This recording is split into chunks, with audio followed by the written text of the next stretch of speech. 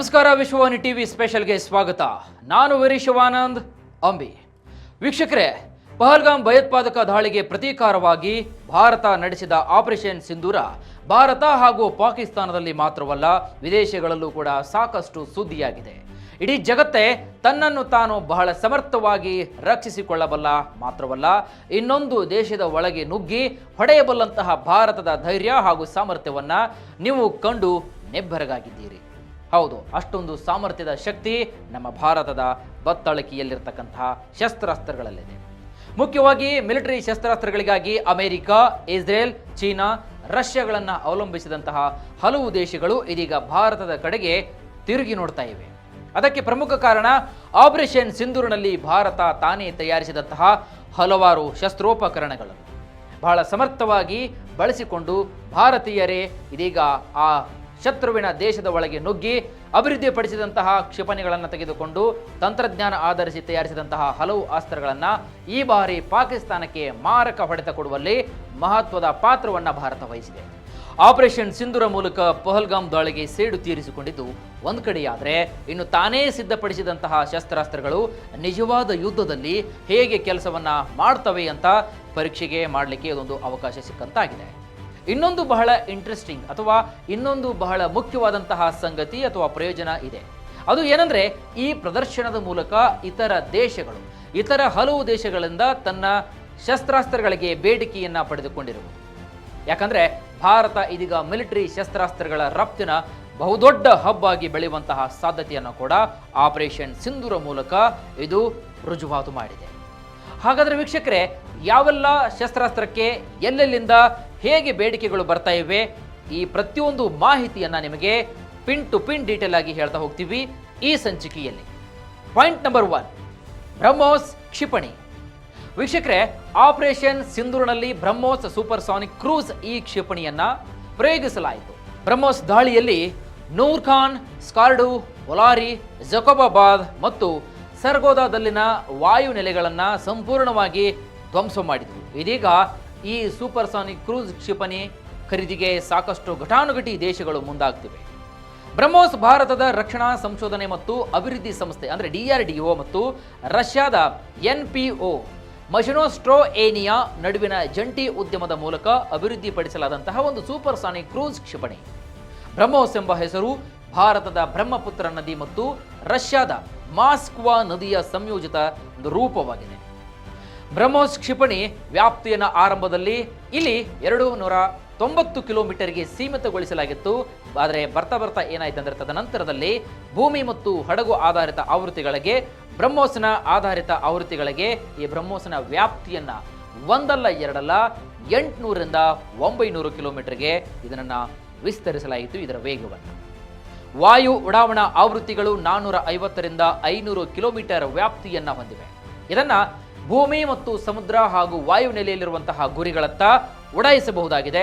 ಹಾಗಾಗಿ ಭೂಮಿ, ಹಡಗು, ಸಬ್ಮರೀನ್ ಹಾಗೂ ಯುದ್ಧ ವಿಮಾನಗಳಿಂದಲೂ ಕೂಡ ಇದನ್ನು ಉಡಾಯಿಸಲು ಬಹಳಷ್ಟು ಸರಳವಾದಂತಹ ಮಾರ್ಗವಾಗಿದೆ.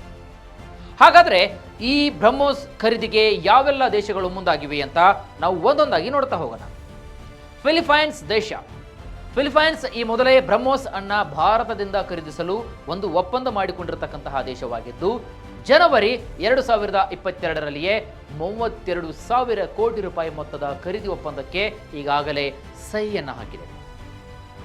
ಇಂಡೋನೇಷ್ಯಾ. ಬ್ರಹ್ಮೋಸ್ ಕ್ರೂಸ್ ಕ್ಷಿಪಣಿ ಸುಧಾರಿತ ಆವೃತ್ತಿಯನ್ನ ಖರೀದಿಸಲು ಇಂಡೋನೇಷ್ಯಾ ಬರೋಬ್ಬರಿ 21,000 ಕೋಟಿ ರೂಪಾಯಿ 29,000 ಕೋಟಿ ರೂಪಾಯಿ ಮೊತ್ತದ, ಅಂದ್ರೆ ಅಲ್ಲಿಂದ 29ಕ್ಕೆ ಜಂಪ್ ಆಗಿಬಿಟ್ಟು ಅಷ್ಟೊಂದು ದೊಡ್ಡ ಮೊತ್ತದ ಅಮೌಂಟ್ ಅನ್ನ ಭಾರತಕ್ಕೆ ಕೊಟ್ಟಿರತಕ್ಕಂಥದ್ದು. ಇನ್ನು ವಿಯೆಟ್ನಾಂ ದೇಶ.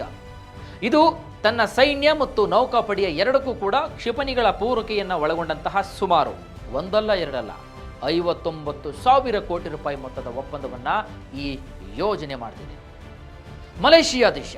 ಮಲೇಷಿಯಾ ತನ್ನ ಸುಖೋಯ್ Su-30 MKM ಫೈಟರ್ ಜೆಟ್ಗಳು ಮತ್ತು ಖೇಡಾ ವರ್ಗದ ಯುದ್ಧ ನೌಕೆಗಳಿಗೆ ಬ್ರಹ್ಮೋಸ್ ಕ್ಷಿಪಣಿಗಳ ಖರೀದಿಗೆ ಇದು ಕೂಡ ಮುಂದಾಗಿದೆ. ಥೈಲ್ಯಾಂಡ್, ಸಿಂಗಾಪುರ್, ಬ್ರೂನಿ ಈ ಆಗ್ನೇಯ ಏಷ್ಯಾದ ದೇಶಗಳು ಬ್ರಹ್ಮೋಸ್ ಖರೀದಿಯಲ್ಲಿ ಹೆಚ್ಚಿನ ಆಸಕ್ತಿಯನ್ನು ವಹಿಸಿವೆ. ಹಾಗಾಗಿ ಮಾತುಕತೆಯ ಈ ಒಂದು ಹಂತದಲ್ಲಿ ವಿವಿಧ ಪತ್ರಗಳಿಗೆ ಸಹಿ ಹಾಕಿ ಮಾತುಕತೆ ಕೂಡ ಮುಗಿದೋಗಿದೆ. ಬ್ರೆಜಿಲ್ ಆಗಿರಬಹುದು, ಚಿಲಿ ಆಗಿರಬಹುದು, ಅರ್ಜೆಂಟಿನಾ, ವೆನೆಜುವೆಲಾ, ಈ ಲ್ಯಾಟಿನ್ ಅಮೆರಿಕನ್ ದೇಶಗಳು ಕೂಡ ಬ್ರಹ್ಮೋಸ್ ಖರೀದಿಗೆ ಮುಂದಾಗಿದ್ದು ಈ ಖರೀದಿ ಮೂಲಕ ತಮ್ಮ ರಕ್ಷಣಾ ಬಲವನ್ನು ಹೆಚ್ಚಿಸಿಕೊಳ್ಳಲು ಇದೀಗ ಭಾರತದ ಕಡೆಗೆ ಮತ್ತೆ ಮುಖ ಮಾಡಿವೆ. Egypt, Saudi Arabia, United Arab Emirates, Qatar, Oman ಈ ಮಧ್ಯಪ್ರಾಚ್ಯ ದೇಶಗಳು ಸಹ ಬ್ರಹ್ಮೋಸ್ ಕ್ಷಿಪಣಿ ಖರೀದಿಗೆ ಆಸಕ್ತಿಯನ್ನು ತೋರಿವೆ. ಅವುಗಳಲ್ಲಿ ಕೆಲವು ದೇಶಗಳೊಂದಿಗೆ ಈಗಾಗಲೇ ಮಾತುಕತೆ ಮುಗಿದು ಹೋಗಿದೆ. ಇನ್ನು ಕೆಲವೊಂದಿಷ್ಟು ದೇಶಗಳು ಪತ್ರಕ್ಕೆ ಸಹಿಯನ್ನು ಹಾಕುವುದರ ಮುಖಾಂತರ ಇನ್ನೇನು ಯೋಜನೆಗೆ ಮುಂದಾಗಲಿವೆ.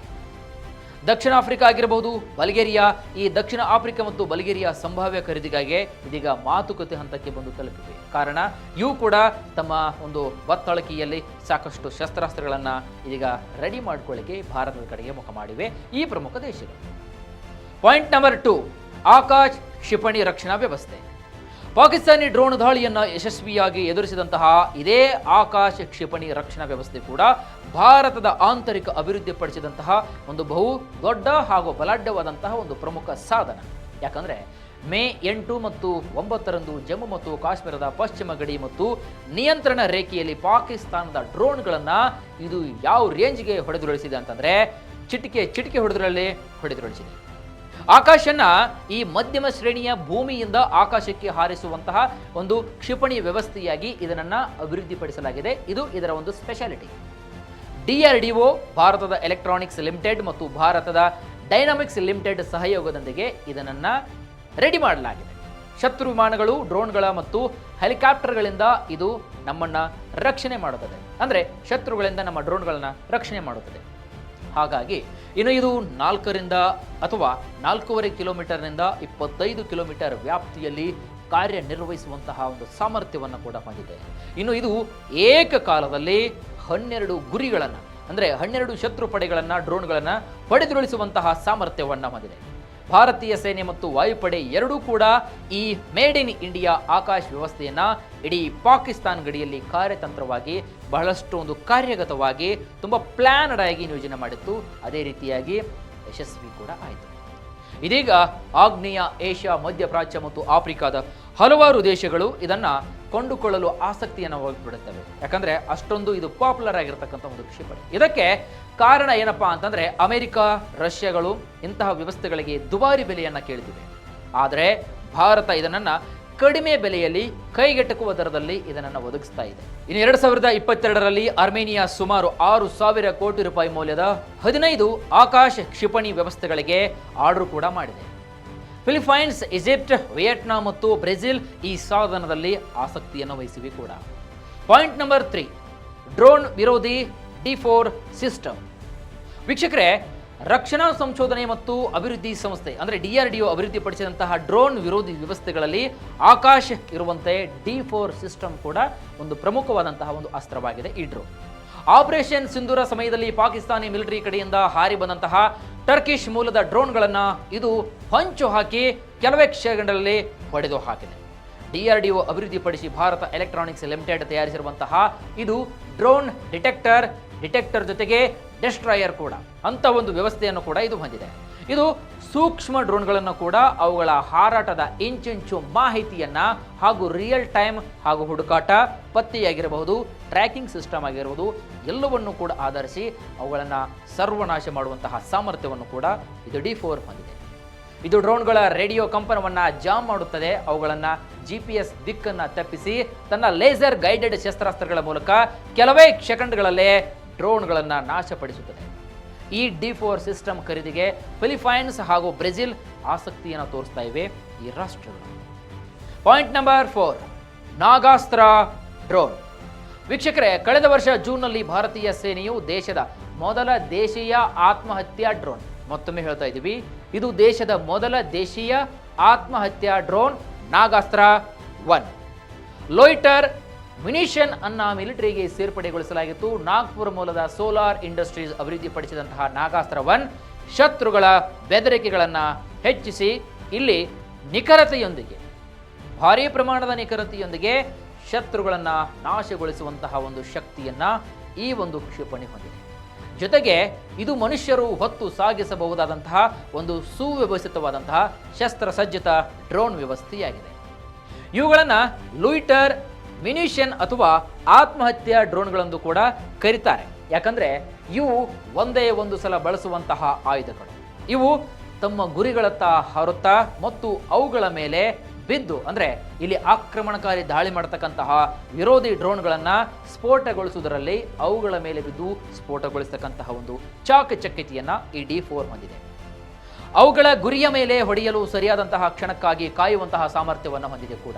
ಗುರಿಯನ್ನು ಕಂಡುಹಿಡಿಯುವವರೆಗೆ ಆ ಪ್ರದೇಶದ ಸುತ್ತಲೂ ಕೂಡ ಅಡ್ಡಾಡಿ ಅನಂತರ ಅದರ ಮೇಲೆ ನಿಖರವಾಗಿ ಅಪ್ಪಳಿಸುತ್ತವೆ. ಈ ನಾಗಾಸ್ತ್ರ-1 ಆಪರೇಷನ್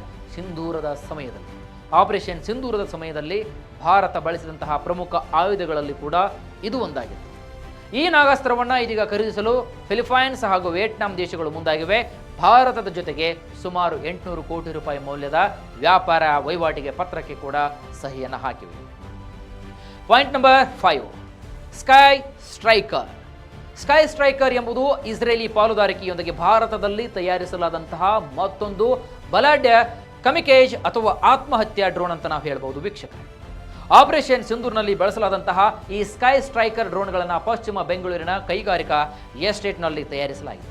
ಇದು ನಮ್ಮ ರಾಜ್ಯದ ಮತ್ತೊಂದು ಹೆಮ್ಮೆಯ ಸಂಗತಿ ಕೂಡ. ಯಾಕಂದ್ರೆ ಈ ಉತ್ಪಾದನೆ ಬೆಂಗಳೂರು ಮೂಲದ ಅಲ್ಫಾ ಡಿಸೈನ್ ಮತ್ತು ಇಸ್ರೇಲ್ನ LBT ಸೆಕ್ಯೂರಿಟಿ ಸಿಸ್ಟಮ್ ಈ ನಡುವಿನ ಜಂಟಿ ಉದ್ಯಮದ ಭಾಗವಾಗಿತ್ತು.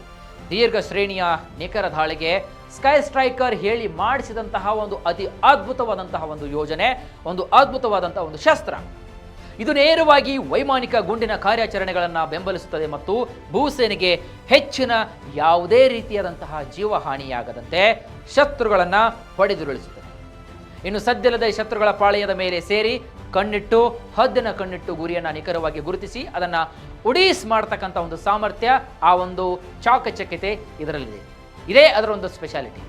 ಒಂದು ಕ್ಷಿಪಣಿ ಮಾಡಬಲ್ಲಷ್ಟು ಹಾನಿಯನ್ನ ಇದು ಸರಾಗವಾಗಿ ಮಾಡುತ್ತೆ. ಈ ಡ್ರೋನ್ಗಳನ್ನು ಖರೀದಿಸಲು ಹಲವು ದೇಶಗಳು ಕೂಡ ಇದೀಗ ಕ್ಯೂನಲ್ಲಿ ನಿಂತಿವೆ.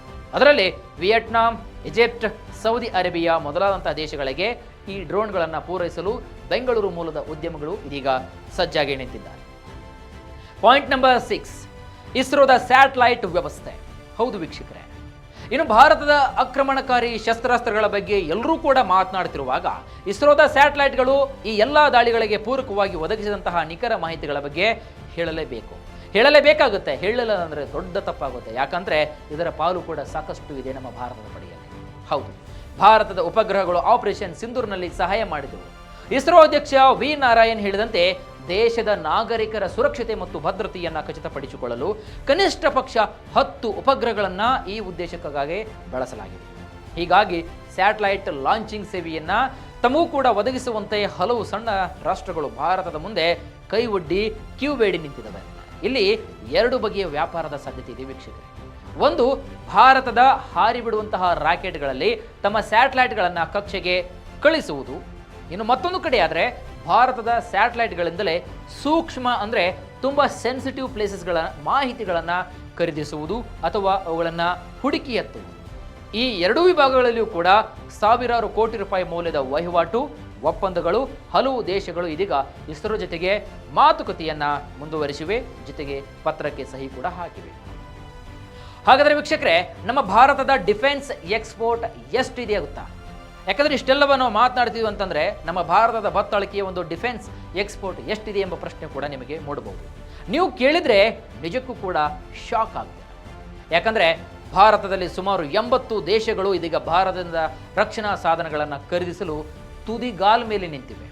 ಯಾಕಂದ್ರೆ ಅಷ್ಟೊಂದು ಪವರ್ಫುಲ್ ಆಗಿರ್ತಕ್ಕಂತಹ ದೇಶ ನಮ್ದು ಅಂತ ಇದೀಗ ಮೊನ್ನೆ ನಡೆದಿರ್ತಕ್ಕಂತಹ ಆಪರೇಷನ್ ಸಿಂಧೂರದಲ್ಲಿ ಇದನ್ನ ರುಜುವಾತು ಮಾಡಿ 2029 ತುದಿಗಾಲಿನಲ್ಲಿ ಕೂಡ ನಿಂತಿರತಕ್ಕಂತಹ ಕೆಲವೊಂದಿಷ್ಟು ದೇಶಗಳು ಇಲ್ಲಿ ಇದೀಗ 2029 ಒಳಗಾಗಿ ಸುಮಾರು 1 ಅಲ್ಲ 2 ಅಲ್ಲ 3 ಅಲ್ಲ 4 ಅಲ್ಲ ಬರೋಬ್ಬರಿ 50,000 ಕೋಟಿ ರೂಪಾಯಿ ಮೌಲ್ಯದ ರಕ್ಷಣಾ ಸಾಧನಗಳು ಶಸ್ತ್ರಾಸ್ತ್ರಗಳನ್ನು ಈ ದೇಶಗಳಿಗೆ ರಫ್ತು ಮಾಡಬೇಕು ಎನ್ನುವುದು ಭಾರತದ ಬಹುದೊಡ್ಡ ಉದ್ದೇಶವಾಗಿದೆ. ಆ ಮುಖಾಂತರ ಭಾರತದ ಆರ್ಥಿಕತೆ ಮತ್ತಷ್ಟು ದ್ವಿಗುಣವಾಗಲಿದೆ.